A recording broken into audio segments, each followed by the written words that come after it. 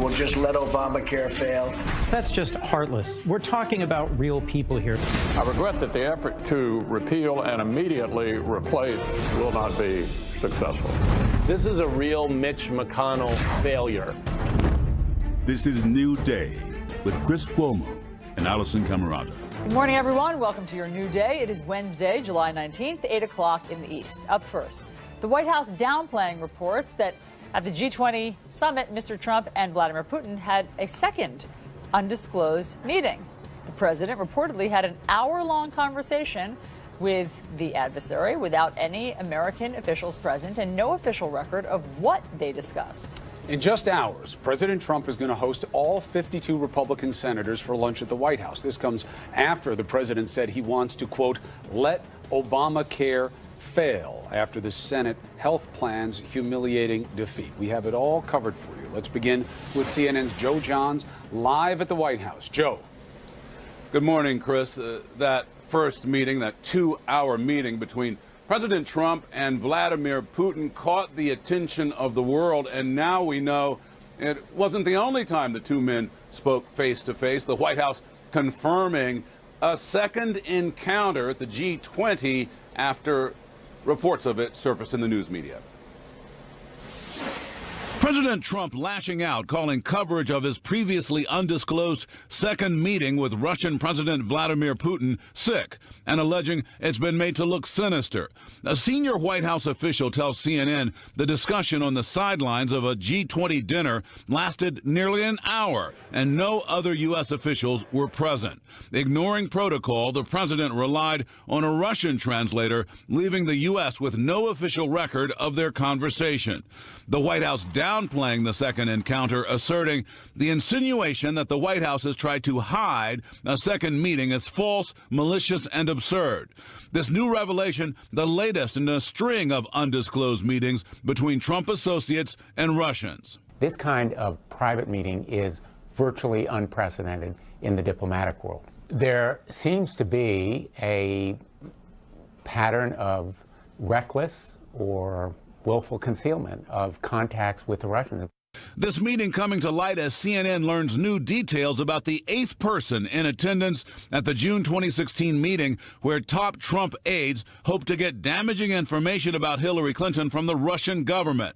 That man, Ike Kaveladze, seen behind the president in 2013 in this exclusive video obtained by CNN, is a senior vice president at a real estate development company run by Russian oligarch Aris Agalarov, who has ties to Putin. There was absolutely no conversation between either Agalarov and the Russian prosecutors or the Russian government about Hillary Clinton or the U.S. campaign ever. Didn't happen. According to his attorney, Kaveladze believed he was attending a meeting as a translator for a Russian lawyer, despite the fact that she brought a translator with her. In 2000, Kaveladze was linked to U.S. bank accounts that came under congressional investigation for possible money laundering on behalf of Russian brokers. He was not charged. This individual who's at least had a colorful past, if not a potentially criminal, it is very strange to me that this meeting that was supposed to be originally was related as 3 or 4 people about Russian adoptions. Also this morning, CNN has confirmed that Russian lawyer, Natalia Veselnitskaya, who met with Donald Trump Jr. last year, has offered to testify before the United States Senate in order to clear up what she has called hysteria over the situation. Meanwhile, Senator Dianne Feinstein of California has told CNN that the special counsel, Robert Mueller, has given the green light for 2 witnesses to testify before the Senate Judiciary Committee. That would be Donald Trump Jr. and the former campaign chairman, Paul Manafort, though there's no clear note on exactly when that's going to happen. Back to you, Chris and Allison. Thank you very much, Joe, for all the reporting. Let's bring in our panel now to discuss it. We have CNN political analyst David Gregory, senior Washington correspondent for Politico.com, Anna Palmer, and CNN politics reporter and editor-at-large Chris Cillizza. Chris, I know you've just written a piece for CNN.com saying that what President Trump appears to be doing with this second meeting with Putin, previously undisclosed, is a bait and switch. How is it, Chris Cillizza, that it has been more than 10 days, and in this age of all information all the time, We did not know that he had this possibly hour-long meeting with Vladimir Putin. Well, one, because the White House didn't disclose it, but second, because, Allison, as you rightly note, all information all the time means you miss some things, right? I mean, it's just hard to see everything that is out there. But I do think what you're seeing here is really some classic Donald Trump misdirection. Taking a story which is the White House, Donald Trump met with the Russian president with no other, or huddled with, or had a sidebar with, choose your word, at a G20 dinner with the Russian president with no U.S. translator and no other U.S. official present. We didn't know about it, as you rightly point out, for 10 days after it happened. And now Donald Trump is trying to turn the story into a media story, that the media is sick, his word, and that we're twisting things around. That it's not a media story. It's a story about a meeting we didn't know about prior with a foreign adversary that we know through our intelligence agencies meddled in the 2016 election. That's a story. The fact that the media is reporting on it is what we do. The fact that Donald Trump is trying to change the subject is what he does. It will work for a certain segment of people, but that doesn't make it right. It doesn't change the facts here, and the facts here are very clear. And what's fueling it is the unknown. Why do we care about the meeting with Putin? Because there's an odd softness to the disposition of the United States versus a known inimical government agent in Vladimir Putin. We just had the former head of the Office of Government Ethics say that Trump's lawyer didn't want the president to sign his financial disclosure form certifying that it was accurate. I mean, can you believe that? I mean, and with these questions about, well, what financing does he have from any Russian banks? Why did they want to seek out his son to talk about their money? And that's what talking about the Magnitsky Act, a best reading of what that meeting might have been about. That's about Putin's money being tied up. Why do they keep seeking out all these Trump folk? We don't know what the financial relationship is between Donald Trump and his business and the Russian government. We don't know. Even Walter Schaub just said that not only did the president not want to sign it, eventually he did sign it, but that after reviewing it, they still didn't know what they were dealing with. And were there loans? I mean, is he leveraged by the Russians in terms of loans that the business has gotten? We don't know that. Put it back into the realm of substantive policy. It is dangerous to go into a meeting with an adversary where there's an agenda that we don't know about, particularly given this president and his administration's record. They have not been truthful about contacts with Russia in the campaign. There's more that's being revealed. It is suspicious when the president appears to be coddling Vladimir Putin as he did as a candidate and now as president. And the thin nature of his protest with regard to interference in the election amounted to, well, I asked him if he did it. He denied it twice. I brought it up a second time. What am I going to do? Get into a fist fight? It's not acceptable. So from a substantive point of view, look, I covered the White House.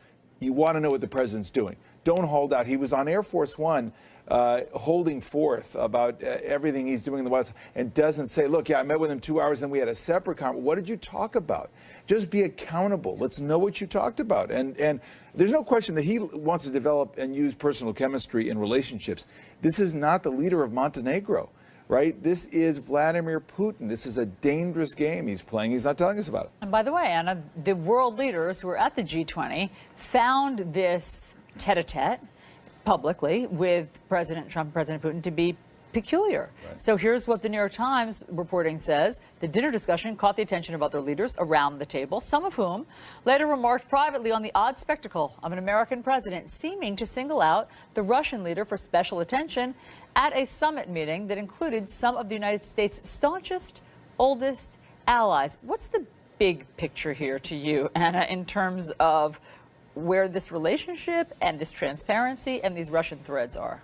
I just think this is another example of Donald Trump taking a very different tack than his predecessors. And clearly you have a lot of allies who are concerned about it. And, you know, there's a lot of geopolitical things happening right now, North Korea, other things where the U.S. is going to need other foreign leaders on its side. And if they think that, you know, Donald Trump is buddying up to Vladimir Putin, that's not a good thing for those kind of relationships to move forward.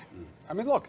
Just look at the checklist, Chris Cillizza, of how this all started and how we got to this point. You know, do you want to release your taxes? No. Why? Because I'm under audit. We don't even know if he is under audit. How about your financial disclosure? It's all there. It isn't all there. Now we know that his lawyer didn't want him to sign a disclosure form certifying that it was accurate. We know that at least 2 of the people at this meeting with Donald Jr. Had some connections to activity that is a little dangerous, right? Yep. This 8th person now identified as someone that former Senator Carl Levin says they were looking at for money moving through thousands of shell corporations, over $1 billion. Why were they targeting him? That's how we got to this, the lack of disclosure, the lack of transparency, and the outright lying about what did happen. That's right. Context. This sidebar with Putin didn't happen in a vacuum, right? There's been a lot here. The most recently, the revelations about the Donald Trump Jr. meeting in the summer of 2016. So this is not an isolated incident. The other thing I would say, just from a human nature perspective, what Donald Trump is essentially doing is he's got a box, right? And he essentially says, nothing to see here. This box isn't important, but he always keeps it with him. People are like, what's in the box? He's like, nothing. It's not important. No need to see anything in here. No box. But he's always got it with him. This is the problem. At some point, you've got to open the box and say, see, there's nothing in it. You can't just say, take my word for it. Everything in my financial records are great. It's perfect. David Gregory keeps making this point, the exact right point, which is you can't continue to say, everything's fine. Take my word for it. Take my word for it. Take my word for it. When your word has repeatedly not been borne and I'm convinced out to that be right. What Trump wants is to pull off some coup with Putin, some agreement to break some new ground. But all you have to do is look back at the past 2 presidents who actually used, all the expertise that was surrounding them, unlike Trump. And they were confounded by Putin as well. You've got to be careful, and I think you have to have some distance from this leader in order to really faithfully formulate U.S. policy toward it. Well, look, Anna, very quickly, his supporters, the White House, point to the Syrian ceasefire as success. This is what happens when you speak to Putin. You can actually come together with some agreement that works for the U.S. Yeah, I think they see this as, kind of him doing business the Trump way. They defend it very aggressively. I think the problem is, to David's point, that oftentimes what happens is what he says, didn't happen, then the story changes 5 times later. And so it's hard to have a lot of credibility when they go to the press and say, no, there really isn't anything that was happening here. So that's going to be the biggest problem, I think, as this continues to unfold. And the nature of what's actually happening on the ground in Syria is also very soft information. Yeah. So we don't know what's going on. Panel, thank you all very much. President Trump trying to turn the page on health care. He's inviting all 52 Senate Republicans to the White House for lunch today. The president raising eyebrows after saying that he should just let Obamacare fail. CNN's Suzanne Malveaux just spoke with a senator at the center of this debate. She is live on Capitol Hill. Give us the latest, Suzanne. Hey, good morning, Allison. I just spoke to Senator Rand Paul of Kentucky, one of the conservatives who's been a holdout on this, saying that it does not go far enough in repealing Obamacare because of taxes, subsidies, and regulations that are still intact. He believes that Senate Majority Leader Mitch McConnell's call for repealing Obamacare and waiting for replacement is a good one, at least a partial victory for conservatives who've been calling for a clean repeal of this. But they voted back in January, 51 out of 52 Republicans said yes to that bill, but it ultimately failed. And I pressed him on this because he said, well, maybe it'll take more time for them to change their minds. But there are 4 Republican senators who are dead set against this, and Senator Paul saying, well, perhaps there will be a political cost. I think the vote will at least make them take a position. Right now, people are taking a position without a vote. A vote sometimes makes it a little more serious. And so I think if you were for repealing Obamacare and you're no longer for it, the people in your state deserve to know that. And it really just underscores the incredible division here, the philosophical differences within the party themselves, that this is not likely going to change just over the weekend. Again, 4 Republican senators saying no, that they're not going to even move that particular part of the legislation forward. Chris. All right. Thank you very much, Suzanne. Appreciate it. So here's a question for you. What happens if President Trump gets his way? Will Obamacare fail? That's an important premise. We're going to ask a Republican governor next.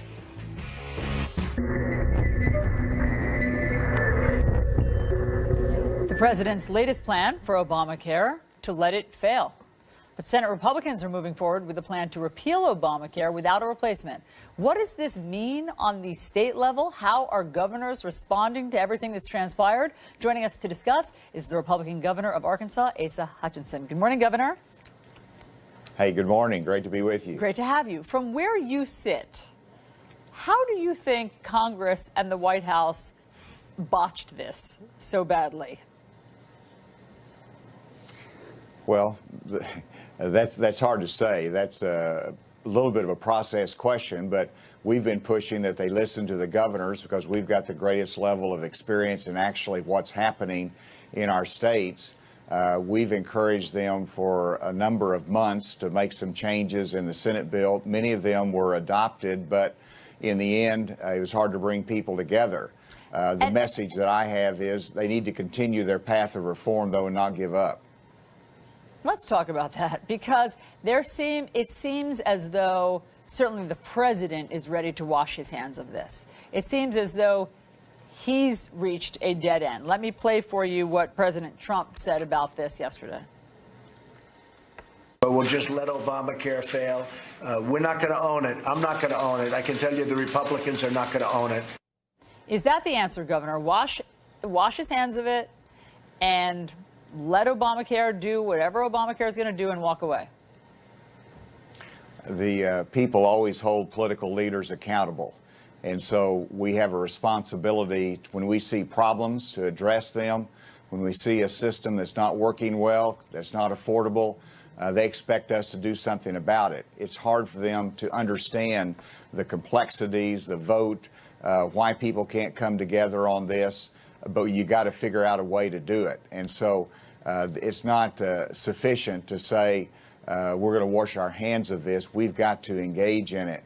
And we're going to continue in Arkansas that path of reform we're already started on, because it's a cost to the states as well, and we don't want to make the Medicaid expansion portion an entitlement program. We want to reform it into a means and a safety net to help people move up the economic ladder. Yeah, look, I know that you're looking for a work requirement for Medicaid, but back to the president.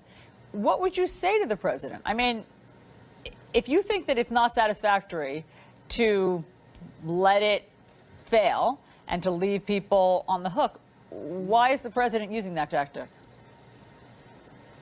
Well, I think he's trying to drive the message that he's frustrated that Senate was not able to come together on this, but I'll let him speak to that. More importantly, it's the Senate, and this is where I hope they do not give up, that they might have to let the dust settle here, but you know, if there's 10 things that we want to do and you can bring 4 things to accomplish and reach consensus on it, let's go for those 4 things to fix what we have. Because right now we've got a cost problem for the federal government. We've got an access of insurance availability in multiple states. Yeah. So you just can't let this continue. You've got to work together, and I am hopeful that they will do that. So you want to see them fix Obamacare rather than the vote they're having early next week to repeal it?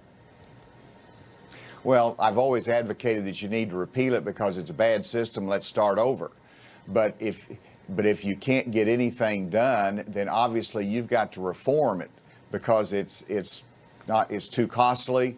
Again, there's not enough access, and so whatever you've got to do to set up a process that you can get the votes to change the status quo. That's what governing is about. I applaud our senators that have worked hard for good changes, but it fell apart on the left and the right. Hopefully they'll get back to the table and not give up. Just like in Arkansas, we're going to continue to work on this. Many of the states, if you don't do anything, the states will continue to ask for waivers on the exchange, waivers from the federal government to innovate in the states. And that's okay, but there's a better solution to have a national fix. Yeah. And that's what Congress obviously needs to address while we continue to look at the states by state as to what works for our citizens. Right, but just so I understand, you would be in favor of the vote early next week repealing it with no plan in place? No, I've always said you need to have a direction as to where we're going. I want to be able to know we don't need to create more uncertainty. Now, if they do a vote next week to repeal it, that's a good thing as long as there's a path to get to a replacement that people have confidence in. Right now, I've said that we shouldn't go anywhere without a replacement plan because there's too much uncertainty in our health care system.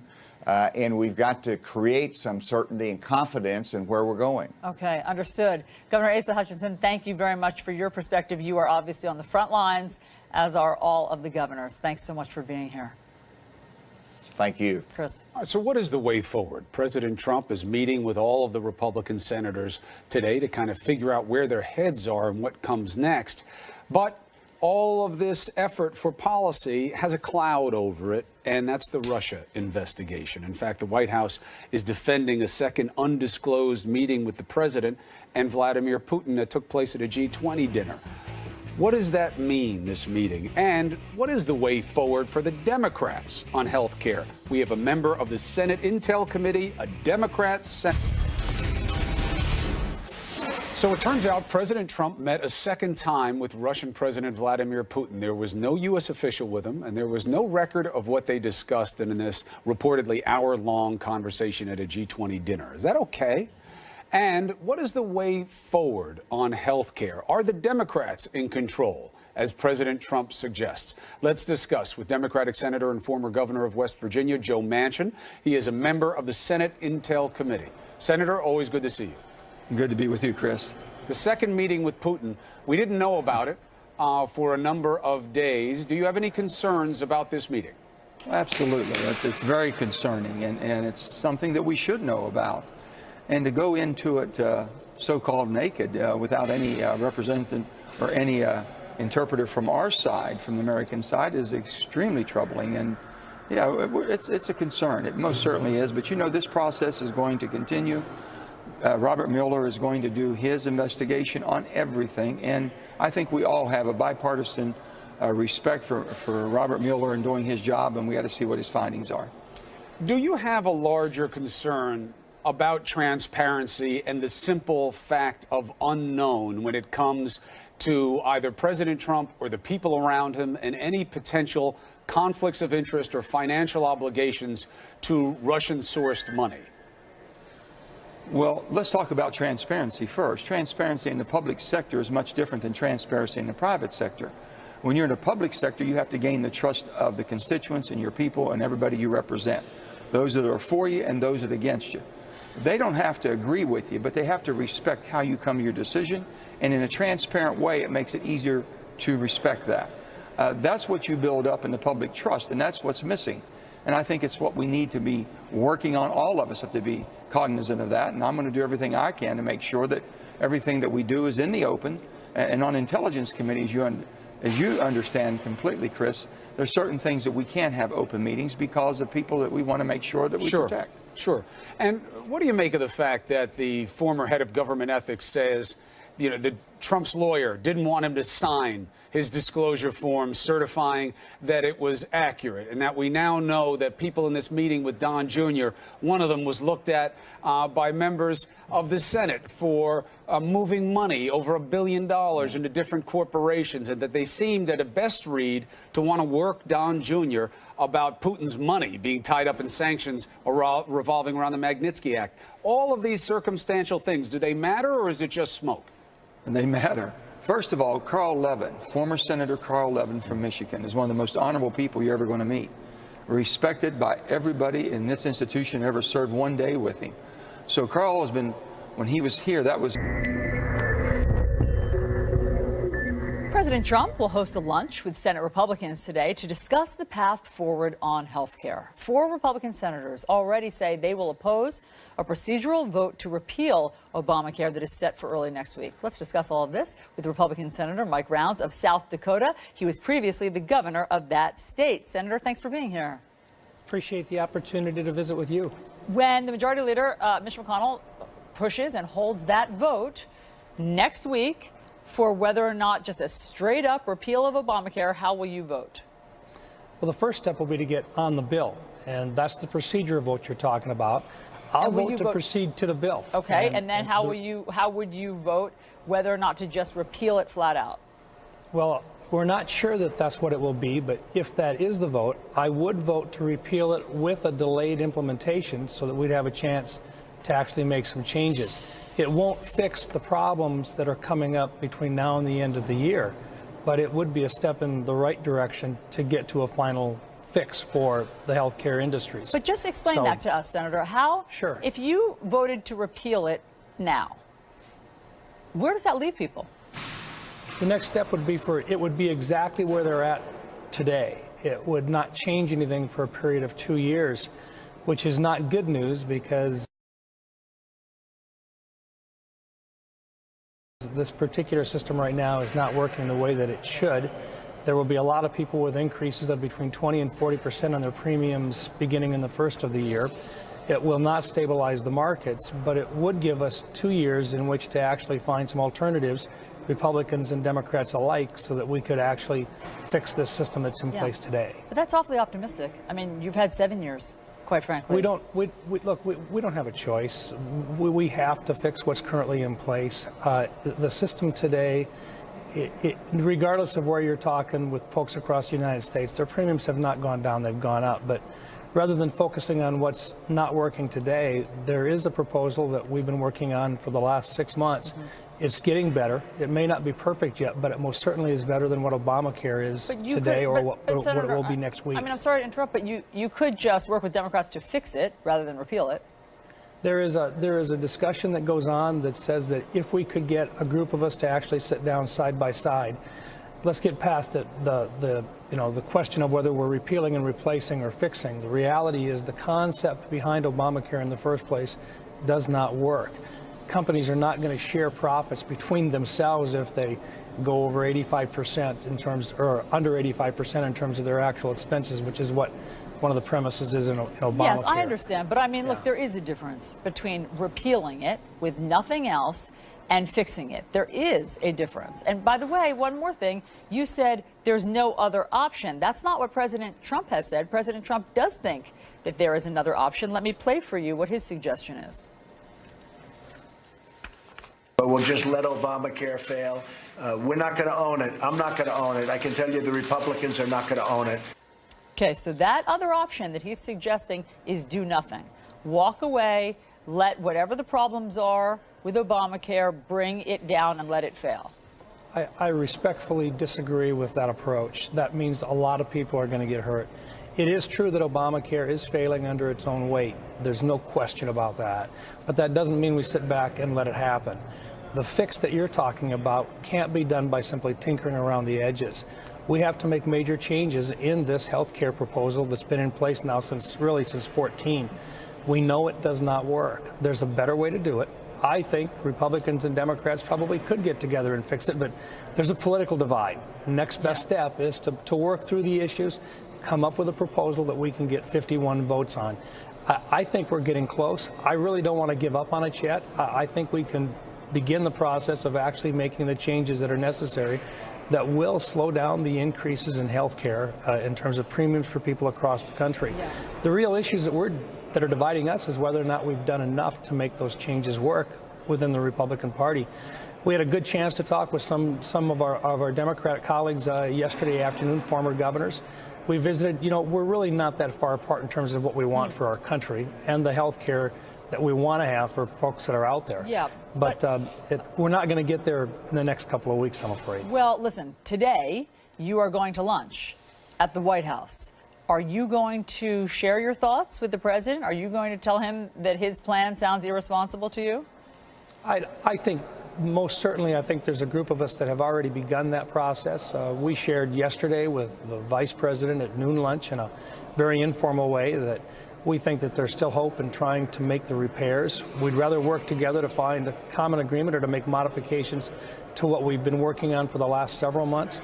I think there's a lot of good quality in what we've proposed already. Not perfect, but most certainly better than what's currently in place. And I'm not ready to give up yet. I don't think the people in this country sent us here to simply give up and say, we're going to let Obamacare fail on its own. It's true that it would, and that's the fallback position that happens if we can't come to an agreement. Yeah. That doesn't mean we should allow it to happen without a fight. Well, very quickly, you have had 7 years. Republicans have had 7 years. So if you're optimistic and you think that there's still things that can be done, why wasn't something figured out during those 7 years? There's a lot of different ideas about how to approach it. We're getting closer to a consensus. Right now, there's probably 47 out of the 52 that would probably agree. The challenge is we need 51. and to pick up the last few folks with the concerns that they've got. And remember, this is not so much a divide within the Republican Party. It's a divide based upon the needs of the different states. Yeah. Folks in one state have a different approach based upon whether or not they expanded Medicaid. Other people who didn't expand Medicaid have other concerns. It's more about trying to make sure that each of these individual members help their own states, protect their own states. That's really what's driving the changes and the reason why it's so difficult. We all come from different states with different approaches to how we want to see health care resolved. And is Senator Mitch McConnell going to be able to cobble all of that together, or have you lost some faith in his ability to do that? No, look, Mitch is doing everything he can. He wants this to work. I have a lot of faith in him. I think we're moving in the right direction, although sometimes, as I say, if it was easy, it would have been done a long time ago. Yeah. This is not easy.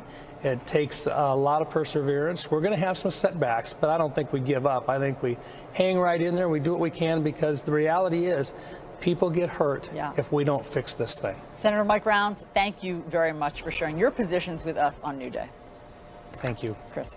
The former head of government ethics is walking away from Capitol Hill to try to create change on the outside.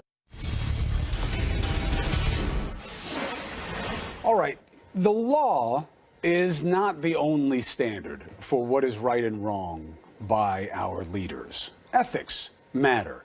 Transparency, how things are done, disclosure, removal of conflicts, addressing of conflicts. All of these things are now circling around the Russia investigation, and frankly, a lot of questions about this presidency and how business of state is conducted. One of the men who was concerned about disclosure from the beginning has just left the White House. He is the former director of the U.S. Office of Government Ethics, Walter Shaub, and he is leaving now to go on the outside and work for change on the inside of government.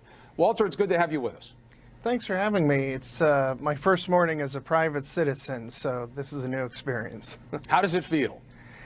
You know, it's a relief. It's been a hard 8 months. We started working with the new administration right after the election, and pretty much immediately there's been a departure from the ethical norms that have really held our ethics program together for all these years. Make the case. People will say, these are all nonsense questions. Trump put out his FEC filing. It's all there. There's nothing to know. There are no conflicts.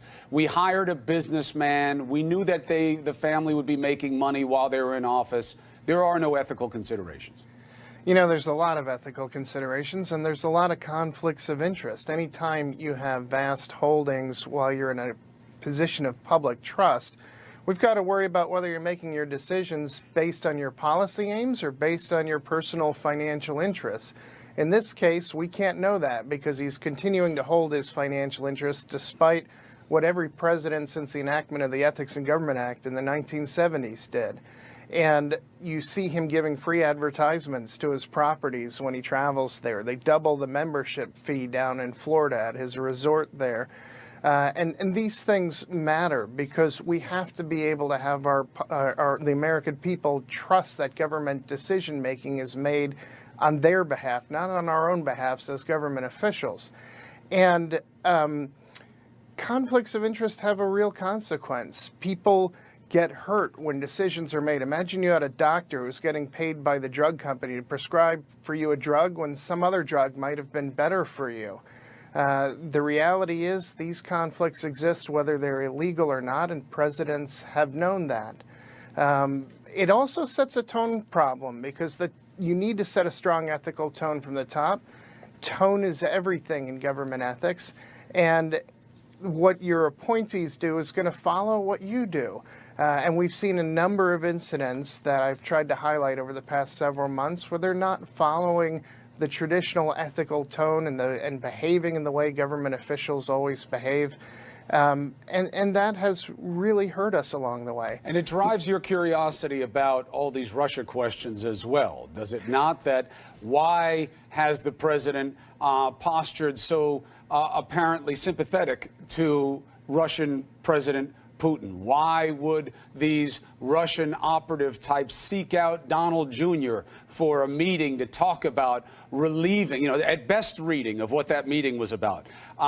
Talking about adoption is not really about the Magnitsky Act. It's about the sanctions. It's about Putin's money being tied up by the U.S. government. Why would they seek out Trump's son and other Trump officials? These questions, in your mind, raise further questions about what we know about the holdings and the lack of transparency. Well, and that's right. And you can add to that list foreign governments rescheduling events to appear at his hotel instead of somewhere else, or businesses and charities and politicians going there. It gives the appearance of profiting from the presidency. And as you point out, it leaves us not knowing what is going on in the, what is behind these interactions with the Russians. Now, some of his supporters have said, well, it's just too much to ask to have to give up certain financial interests and maybe be a little bit less rich. But I'd give you the example of Wilbur Ross, the Secretary of the Department of Commerce. This is an equally wealthy man who has given up a great deal of his holdings in order to come into government, and that happens across the top level of government. I've spent almost a decade and a half. Well, actually, I have spent a decade and a half delivering the bad news to cabinet officials and top presidential appointees that they have to sell off their assets, sometimes at a loss, and that's the price of public service. And it hasn't been easy and it hasn't been fun to tell them that, but their basic patriotism prevails and they always do it. So I don't know why the president would be held to a lower standard than the people who work for him. Well, the main reason winds up being that when you look at members of Congress, at least, they have explicit guidelines they're supposed to follow in terms of their holdings. The executive does not. We've never really dealt with that in the modern era because we haven't had ridiculously wealthy people. And I say that as a positive. You just haven't had a businessman like Trump in the presidency before. But in your experience, how would you judge the amount of transparency and disclosure by this administration? Well, I'll give him credit that he filed his financial disclosure form voluntarily this year, as past presidents have done. So at least that's one tradition that he stuck to.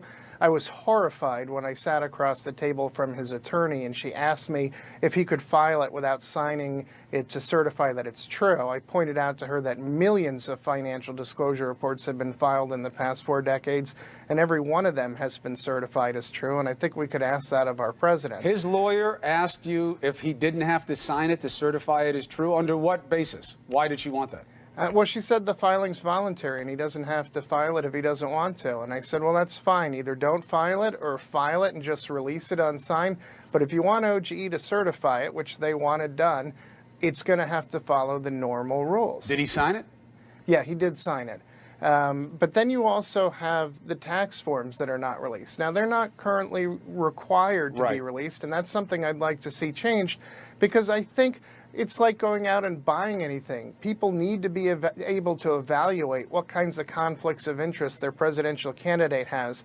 And this story that people knew what they were getting, well, they didn't know what they were getting because he didn't release his tax forms the way every other presidential candidate did. Let me ask you something. Do you have any proof that the president is under audit and that's why he can't release his taxes? Well, OGE, the Office of Government Ethics where I worked, isn't involved in processing tax forms. So I don't have proof, but to be fair, I wouldn't expect to have proof because that's not really our bailiwick. So that was unusual to have the lawyer come forward to you and say he doesn't want to sign it for purposes of certainty, that he's certifying that all of this is true. How did you process that? Had you ever been asked that before? No. By anybody at any level? I'll give you the paperwork, but I don't want to sign it just in case it's not accurate?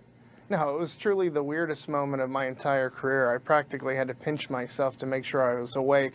I thought this is the embodiment of exactly how far we've departed from the ethical norms that the American people are entitled to expect their leaders to live up to. How long did it take for you to get the signed paperwork back?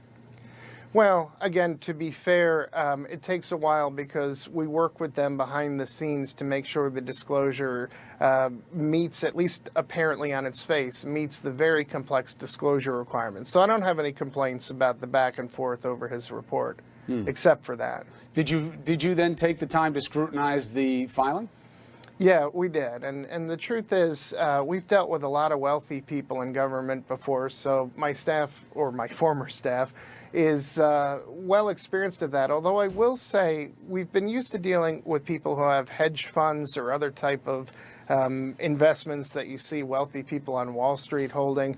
The world of real estate is an entirely new thing in that there are all these strange shell companies that don't hold anything, and you feel like you're sifting through a shell game. This was my first encounter with a large number of people, well, not a large number of people, but a few people from the real estate world. And I got to be honest with you, I don't think we know 100% for sure that we understand what all of the underlying holdings are at OGE, but it met the disclosure requirements, and technically the conflict of interest laws don't apply, even though presidents have always followed them. And so we had to certify the report because it was good enough from a disclosure standpoint to meet the legal requirements, but I'm not sure that we fully understood everything in it. Wow. What a proposition, that it meets the standard, but you're not sure you know what you're talking about after certifying it. Well, Yeah, Mr. Schaub, now you will be on the outside as a private citizen. Let's see what change you can promote from that perspective. Thank you for me. All right, so you're going to be hearing about this second meeting between Putin and President Trump. Why does it matter? Well, first, we didn't know about it. There were no U.S. officials there reportedly. There wasn't even a translator for the American president. Why? Well, because he was sitting next to the Japanese head of state. And so he had a Japanese translator who couldn't translate into Russian. So when he got up to go over and talk to Vladimir Putin, he went alone. Okay? What did this meeting mean in terms of sparking interest? This isn't just about the media. This was about how other G20 leaders saw it. Pull up the excerpt from the New York Times. The dinner discussion caught the attention of other leaders around the table, some of whom later remarked privately on the odd spectacle of an American president seeming to single out the Russian leader for special attention at a summit meeting that included some of the United States' staunchest, oldest allies. So let's discuss with CNN military and diplomatic analyst Rear Admiral John Kirby and former U.S. Undersecretary for Political Affairs, Ambassador Nicholas Burns. Ambassador, help us understand. Give us some perspective. The president seemed to have a little bit of a misunderstanding of the reporting here. He said it was sick to suggest that there was some private dinner for just him and Putin. No one certainly is reporting that here. This is just about, at a big G20 dinner, that the president of the United States got up unattended and went over to talk to the Russian president and the Russian president's translator. Does this raise your eyebrows? Chris, I don't think the fact of the meeting is a problem. We should want these two guys to get to know each other and have an effective relationship. They're the two most powerful people in the world. He should have had our own translator with him. They should have understood that he wanted to have this conversation. You want a record of the conversation. The real problem is his weakness, the weakness of President Trump towards Russia, because they hacked our election and the president hasn't done anything about it. So the real test is, will this administration now support a big sanctions bill against Russia that Congress is debating? I think it's the policies that are the problem here. President Trump seems to be running after Putin, chasing some kind of illusory good relationship when the Russians are occupying half of Ukraine, when they've hacked our election, when they're a big problem for us in the Middle East. I think that's where the focus of the president should be, to be tougher with Putin at the beginning of this relationship. All right, so let's dig down into this a little bit, though, John. If we don't know what happened during the meeting, how do we know whether or not the president may have been dropping the hammer on Putin about sanctions? We don't know. Yeah, that's a concern of mine, too, and I think this gets to the ambassador's point about the policies toward Russia. They're so opaque, and they are weak, and we don't know a lot of where this is all going. And so now we have an hour-long meeting with Putin that we don't have a record of. And we also don't know, because he didn't have his translator, we don't know if what he said to Putin was actually translated accurately, or so what impressions Putin walked away from. So I am concerned about this. I mean, I agree that they meeting, it's a good thing. These pull-asides happen all the time at these international conferences, but that it was so unprepared for and that we have no record of it, that is a concern. Well, why is it a concern, though, Ambassador? It seems that every time this issue comes up, the American people seem pretty unanimous in saying, look, anything that gives us a better relationship with Russia, that's a good thing. This hard line hasn't worked anyway. They're still in Ukraine, as you point out. They still do whatever they want in Syria. So Trump campaigned on. Putin likes Trump. Trump will use that to forge a better relationship. Why isn't just this meeting just an extension of that effort? You know, Chris, I'm not sure that the American people, the average American, the majority of Americans support a weak policy towards Russia. We need to be effective in the world. We're the global leader, and we need to stand up for NATO. So President Trump has to be careful here. The issue that he has chosen as president and as presidential candidate to be his signature foreign policy issue, I'll make a better relationship with Russia, he's not playing it correctly. Putin's been 18 years in this game. He's very tough-minded, and he's very cynical. And the way I think that we've dealt successfully with him in the past, President Clinton, President George W. Bush, and President Obama, is you have to draw the line. You have to show Putin where he can't go. And President Trump has not done that. And I think you're seeing a rebellion by senior Republicans in the Senate who want this sanction bill to pass. They voted 97-2 to pass it. The Trump administration is now trying to water it down in the House. I think that's where the drama is going to be, and that's where the Trump administration has to give smart. If you give to Putin, he's going to take. If you let him hack your election with no penalty in return, he'll do it again in the 2018 midterms. Now, look, I get that concern, John Kirby, of that there may be an effort to soften the position on Russia that feeds into the anxiety about this Donald Jr. meeting, where he may have been pitched a softer approach on certain issues of Russian sensitivity. But how do we know that the desire of this administration is to go easier on Russia? Where is the proof of that, John? Well, I think it's just evident in all the things that they haven't done with Russia and the things that they've said, the failure to disclose these contacts. All of that is a mounting body of evidence, Chris, that they, while they say they want better relations with Russia, they seem to be willing to pursue those relations at almost no cost to the Russians, and certainly at any avenue here in the United States. I don't think. I think it's obvious that there's something special here going on between these two, and we don't necessarily know what it is, but we are definitely not seeming to prove able to hold Russia to account for all the destabilizing activities that they continue to conduct. Well, one thing is for sure. For the second time now, Ambassador, final word to you. We've had a meeting between the American president and the leader of Russia in which we don't have a transcript of it. We don't know exactly what happened, so it is impossible to vet the conversation. Well, and it's impossible for Secretary Tillerson and Secretary Mattis to be able to do their jobs. They're the ones who have to carry most of the water here with the Russians. They need to know exactly, what did Putin say? What did he commit to? What did our guys say? That's why you need, as the Admiral is saying, at least your own interpreter or some kind of note-taker. This is not an inconsequential relationship. They should have planned for this.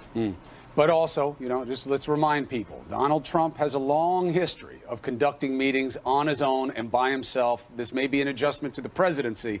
We'll have to see what comes out of what he says this meeting was about. I see you shaking your head, John. I get it, that it's not the right way to do it, but it is the way he's done it in the past. Gentlemen, thank you so much for the perspective. I appreciate it. Thanks, Allison. Chris. So, Chris, New Jersey Governor Chris Christie is not getting any love in the polls. It's a concern. Last year, protests and threats of boycotts erupted over a similar